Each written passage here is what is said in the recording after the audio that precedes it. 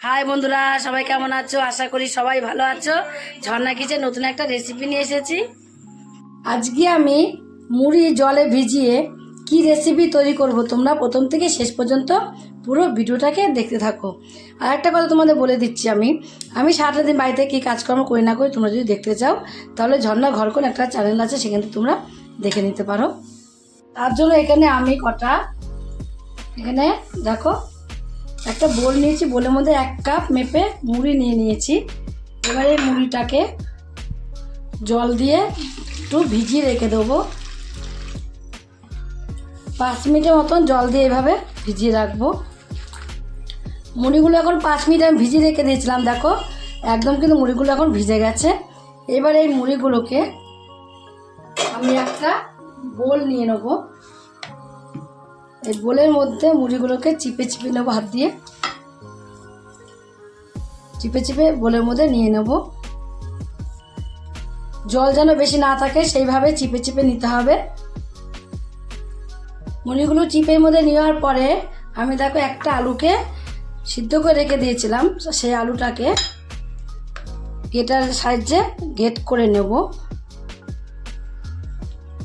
তোমরা এমনি হাত দিয়েও মেখে নিতে পারো, কিন্তু হাত দিয়ে মাখার চেয়ে এভাবে যে গেটার দিয়ে গেট করা যায়, খুব সুন্দর মুসলিম হয়। পুরো আলুটাকে আমি গেটার দিয়ে গেট করে নিয়েছি। গেট করে নিয়ে আমার কমপ্লিট হয়ে গেছে। এবার আমি এর মধ্যে কিছুটা পেঁয়াজ কেটে নিয়েছি, একটা পেঁয়াজই কেটেছি এখানে আমি। পেঁয়াজ কুচিটাকে দিয়ে দেবো, একদম কুচি কুচি করে কেটেছি পেঁয়াজটাকে। আর দেবো এখানে কাঁচা লঙ্কা কুচিটা অল্পই দিয়েছি, বেশি দেবো না। একটা বড় সাইজের কাঁচা লঙ্কাকে একদম কুচি কুচি করে দিয়েছি। এবার আমি এর মধ্যে কিছু মশলা দেবো। প্রথমে দেবো লঙ্কার গুঁড়োটা অল্প করেই দেবো। আর একটু ভাজা মশলা গুঁড়ো এর মধ্যে আমি দিয়ে দেবো। ভাজা মশলা গুঁড়োটা দিলে দেখবে খুব সুন্দর একটা ফ্লেভার আসে, যখন খাবে ফ্লেভারটা খুব সুন্দর আসবে। তার জন্য ভাজা মশলা গুঁড়োটা আমি এর মধ্যে দিয়েছি। আর দেবো স্বাদ মতো লবণ, পরিমাণ মতো দিয়ে দেবো এর মধ্যে আমি হলুদের গুঁড়ো। এইবার দেবো এর মধ্যে আমি দেখো বেসন, মেপে 2 চামচই বেসন দেবো, বেশি দেবো না। বেশি বেসন মধ্যে দিলে বেশি টেস্টটা লাগবে না, টেস্টটাই নষ্ট হয়ে যাবে। তার জন্য বেসনটা আমি এর মধ্যে 2 চামচ দিয়েছি। আর দেবো এখানে আমি 1 চামচ কর্নফ্লাওয়ার দিয়ে দেবো। এবার সব কিছু দিয়ে একটু ভালোভাবে মিশিয়ে নেব। চামচ দিয়ে মিশাবো না, আমি হাত দিয়েই মিশিয়ে নেব। এইভাবে মিশানো বলবো কি, ভালোভাবে মেখে নেব। জল এর মধ্যে একটা ফোঁটা জল আমি এর মধ্যে ব্যবহার করব না। যদি শক্ত হয় তাহলে এর মধ্যে আমি ডিম দেবো, যদি লাগে তাহলে দেবো ডিমটা, যদি না লাগে তাহলে ডিমটার মধ্যে আমি আর দেবো না। একটু শক্ত টাইপের হয়েছে, দেখো একদমই শক্ত হয়ে গেছে মাখাটা। আর এই ঠিক এরকমই হবে, এরকম শক্ত টাইপেরই করে মেখে নিতে হবে। যেরকম আমরা ময়দা মাখি রুটি করার জন্য, ঠিক সেইভাবে এটাকে মেখে নিতে হবে। ডোটাকে মেখে একটা ডোর পরিণত করে নিতে হবে। দেখো আমার মেখে নেওয়া কিন্তু এখন একদমই কমপ্লিট হয়ে গেছে। এবার এটাকে আমি মেখে নিয়েছি, যেহেতু একটু সেট হতে টাইম লাগবে, তার জন্য আমি 5 মিনিটের মতন রেস্টে রেখে দেবো। 5 মিনিট পরে আমি ফিরে আসছি।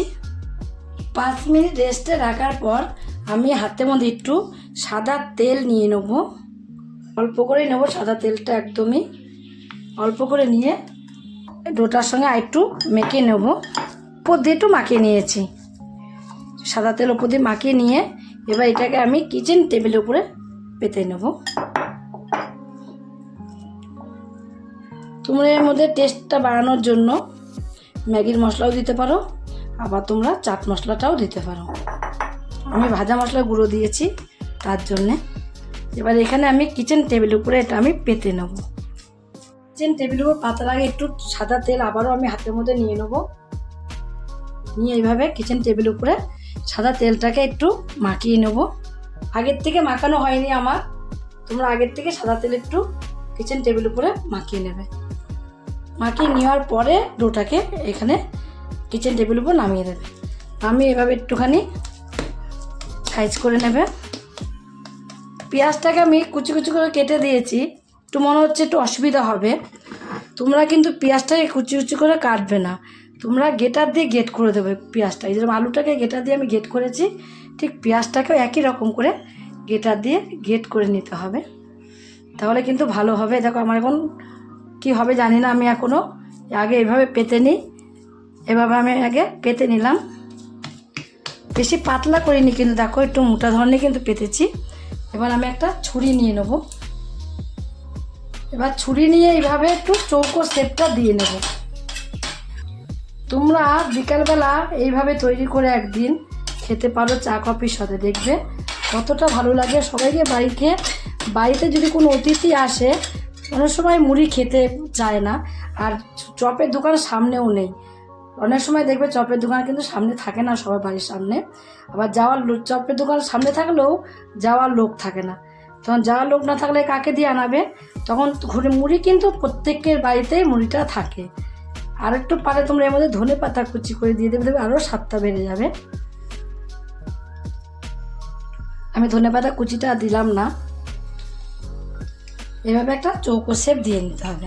চৌকো শেপ দিয়ে নিয়ে তারপরে ছুরিটাকে নিয়েছি আমি, ছুরি দিয়ে এইভাবে করে কেটে নেব।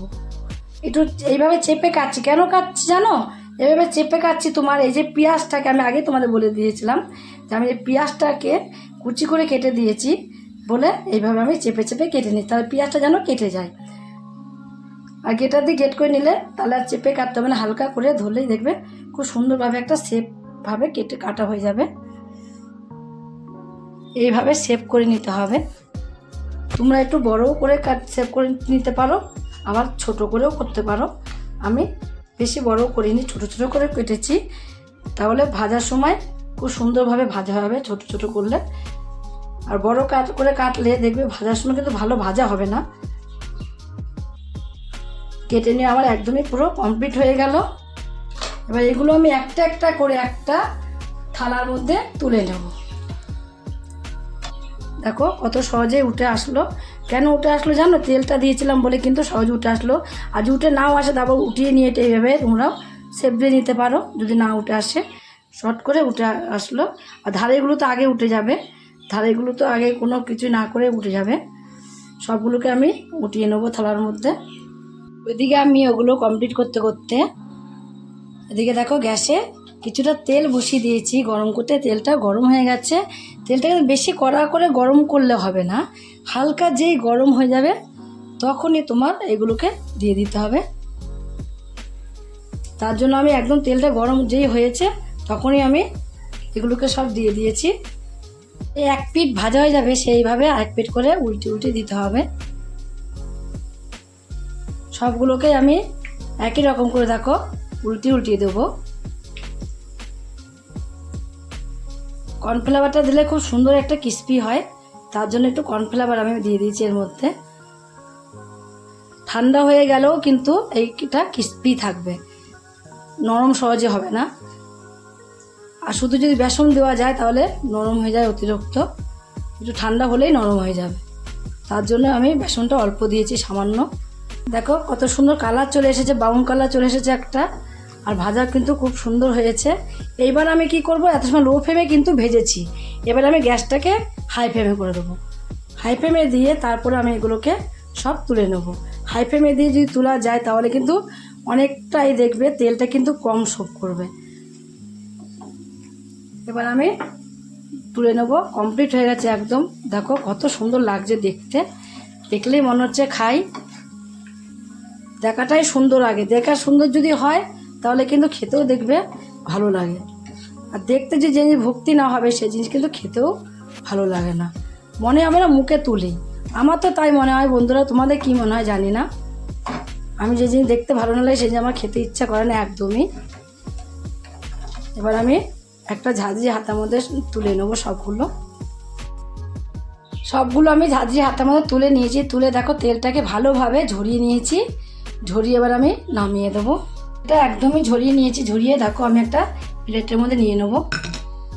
তোমরা আওয়াজটা শুনলেই বুঝতে পারছো কতটা মচমচ হয়েছে।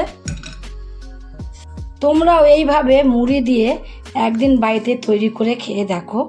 যদি খেয়ে তোমাদের কাছে রেসিপিটা ভালো লাগে, তোমরা যদি ফেসবুক থেকে দেখো ফেসবুকের পেজটি ফলো করে দেবে, যদি ইউটিউব থেকে দেখো ইউটিউবের চ্যানেলটি সাবস্ক্রাইব করে দেবে, পাশে থাকা বেল আইকনটিটা প্রেস করতে ভুলবে না, তাহলে নতুন নতুন রেসিপিগুলো তোমাদের কাছে তাড়াতাড়ি পৌঁছে যাবে।